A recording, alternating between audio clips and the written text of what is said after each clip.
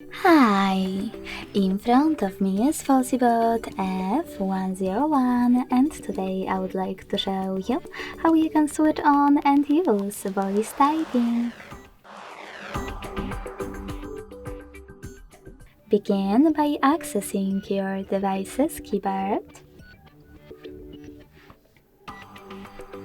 and clicking on the microphone icon at the top right corner of it.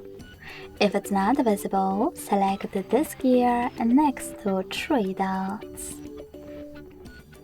Then click on voice typing located in keyboard settings and tap on the gray switcher next to it to activate it.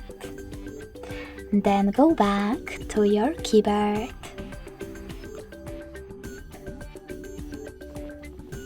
Now you can tap on the visible microphone icon, and if you never used it before, select while using the app in the pop-up. As you can see, voice typing is on. If you wish to stop, click on the same microphone again. Thanks so much for watching. If you enjoyed this video, don't forget to leave a like, comment and subscribe. Bye!